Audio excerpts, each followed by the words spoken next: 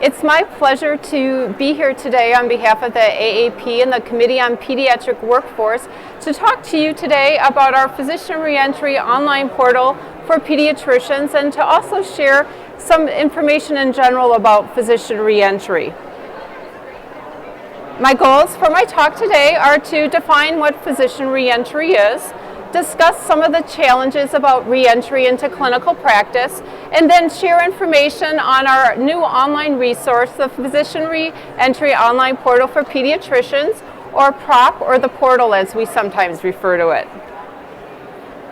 I want to start out by just giving you our definition of what physician reentry is, and this is defined as returning to professional activity or clinical practice for which one has been trained, certified, or licensed after an extended period of absence. Of note is that our definition of physician reentry is for those individuals who have left clinical practice in good standing and now are seeking to return to clinical practice. So you might be wondering, well, why is physician reentry an important issue to know about? And here are some of the reasons. Well, one, we know that many physicians do leave clinical practice at some period in their career and then they wish to return to practice. And one of the things to know about that is that physicians do leave for many reasons. It can be things like they would take time off to do missionary work. They might decide to take a job for a while in a non-clinical area. They might take time off to care for an elderly parent or take time off to take care of children, for example. And one of the other things to know is that oftentimes it can take some time to get back to clinical practice if you've left, especially if you've left for more than 2 years. We also know, as many of you probably are aware of, that there's a large public and personal financial investment in becoming a physician. We also know that there are physician workforce shortages and unmet patient needs, and many people feel that reentry physicians could help fill some of those unmet needs and shortage areas. And then, of course, there's the area of reassuring the public, the patient safety issue of when physicians return to practice after a period of absence. So over the years, the Physician Reentry Project has learned quite a bit about what the challenges are in regards to physician reentry, and we learned this from in a number of ways. One, through some survey and research work that's been done, but also just from anecdotally what we've heard from both organizations and pediatricians and others about the process of reentry. And here are some of those challenges. One is that there's limited availability and there's a high cost associated with many formal reentry programs. We also know that many reentry physicians lack knowledge about what the requirements are when they wish to return to practice. It can also be difficult for a reentry physician to find a practice setting once they desire to come back. And it can also be difficult to keep up to date on the requirements while they're out. And then there's also the piece, reentry physicians are often not confident about their abilities. They're not sure what they know or do not know. And it can be difficult maintaining networking with colleagues while you're out of clinical practice. And then there can also be limited options for keeping a clinical toe in the water. So sometimes a physician ends up leaving clinical practice completely, not because they intended to do so, but they couldn't find part-time work or the flexibility in a position that would allow them to be active to some degree. So as we've looked at physician reentry over the years, we've really found that these 4 questions here on the screen now really are a useful framework to think about the physician reentry process. And these 4 key questions are, what should I know before I leave clinical practice? What should I do before I leave? What should I do while I'm out of the workforce? And then what should I do now that I've re-entered practice?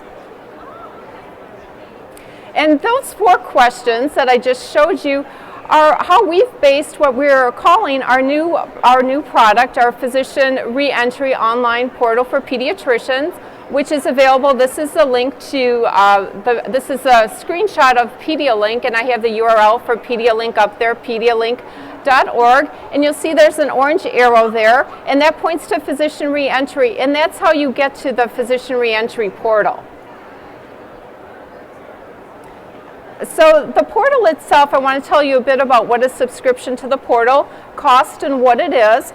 And we really see the portal itself as a tool for reentry physicians to use as a place to house their reentry activities and all that information they need and the things they need to do to make reentry into clinical practice a bit less challenging. So what it provides the pediatrician is a customizable space to hold all of this information, a place to store and keep track of their activities while they're out of clinical practice and while they're in the process of coming back. All the resources, as I've mentioned, are categorized using those 4 questions that I listed earlier, and they're here now again on the screen. And it really gives the subscriber a place to customize the task and think about those activities that will make their re-entry into clinical practice successful. We give the option of you can set up reminder notices. We all know that we can have best intentions and we think like, oh, I'm going to make sure I do XYZ every month or log into the portal or do these tasks while I'm out. And then all of a sudden 1 or 2 weeks goes by or a month and you realize like, oh my gosh, I haven't done anything for a while. So what you can do as a subscriber is set up reminder notices to come back and do tasks or do certain activities or to come back to the portal itself and think about what you need to do or what you've done. And then you can also customize it by setting up to receive state-specific information. So if there's news and information from the specific state that you are intending to go back to clinical practice, you can do so. So as I mentioned on the last screen, the portal's really designed to be a customizable space. So when you become a subscriber, the first thing you do is you're asked to build your profile, and then this asks you to provide information on your specialty or subspecialty, the state that you currently reside in, where you're thinking you're going to come back to practice, and we use that information to help customize the news and information that appears when you log onto the profile or onto the portal, and then you can go back to your profile and change it and update it whenever you desire. Here's the main page of the portal, and as you can see by this orange arrow, you navigate it through those tabs is how you go to the different areas of the portal itself. You can see here on the screen it says Alerts Illinois. This is because this user has signed up to go back to clinical practice in the state of Illinois. So they're receiving alerts for information that has to do with the state of Illinois. This one's about annual education conference that's going to be happening in Illinois. And then at the bottom you also receive both state-specific and then general information as well. Here's just the easier way to look at all the tabs if you couldn't see them on the prior screen. And they are Home, Reentry Plan, Activities, Resources, and Contacts. And you'll see up at the top there's an orange arrow. And this just shows how you can easily navigate between both PediaLink and also the portal itself. We're really fortunate that the portal is housed within PediaLink. So if you've ever used anything on PediaLink, you'll be really familiar at how you navigate the portal. Here are just some of the ways that you can customize your experience. As I stated before, you can log on and you can select a state to receive specific information. You can also, if you like, look at other news and information from other states or view information from all states. In the upper right-hand corner there, you'll see it says My Latest Updates. So what you'll see when you log on is that it'll let you see what you've done last if you can't remember where you left off or what you last did the last time you logged in. This is a good starting point. It'll list like your last 3 things that you've done on the portal. Down on the lower left-hand side, there's supplemental resources. And one of the things there is My Reading List. So you have an opportunity to create and develop your own reading list of materials and keep track of those. And then the bottom right-hand side just says That just shows how you can customize a task list as well, and I'm going to go into greater detail on that on the next screen. So what I'm going to do now is go through each of the tabs and just show you a little bit about what's in each tab, starting out with the Reentry Plan tab. At the top you can see it says Get Started, and the first arrow says Update My Profile. This is where you can go back in, update your profile, look at it if you desire. The second task, or the second orange arrow, says My Task. This is where you can start to develop your own list of tasks to do. And then the second box there says My Progress. So once you have tasks there, you can look at your progress on those. And we do give a list of tasks for each area. So you're not starting from scratch. We give you things to start with. And then you can customize as well. The third arrow shows this example falls under the category of what should I know before I leave. And the task there is assess the potential impact on your practice or organization. You can see it says the status not yet started. And then you can also go in and edit and view it at any time. So you can just create a list of tasks for any of the 4 categories, and we provide you with list of tasks to start with.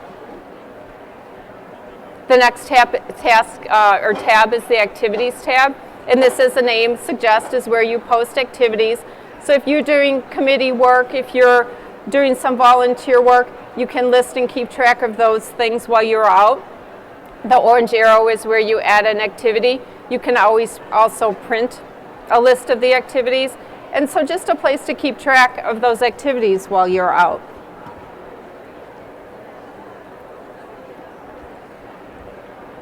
The next tab is the Resource tab. And this, of course, is a place to keep track of those resources that are valuable. We also give you a list to start out with there. You can use our suggested resources, add those that you find are of interest to yourself as well.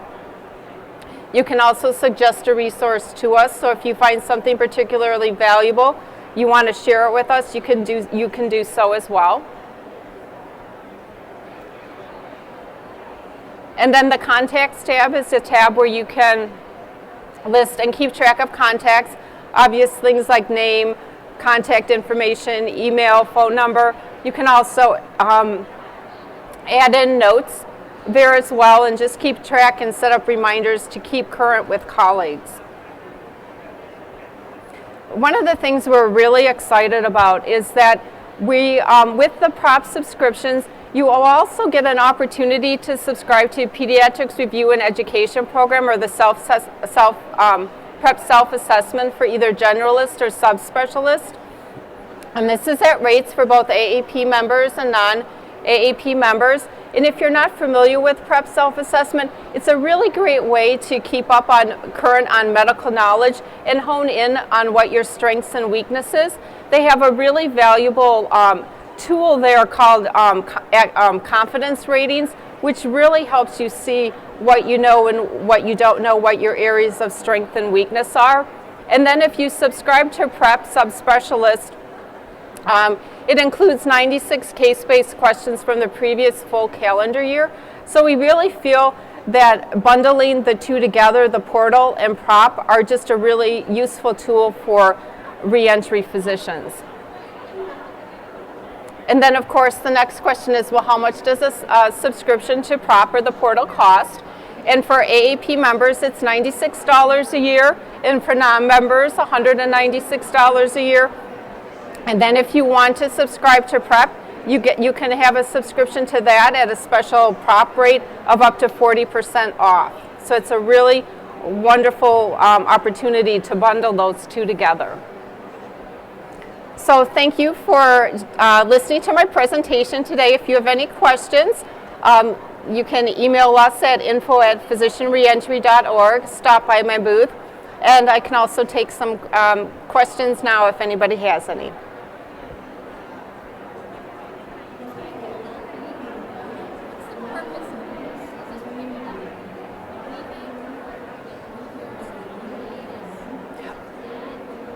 Correct. The portal itself is really designed for all parts of the physician reentry process. So someone could get a subscription prior to leaving, or they could also subscribe while they're out or in the process of going back. Correct, and just keep track of those things that might help you re-enter clinical practice more smoothly, or have less challenges.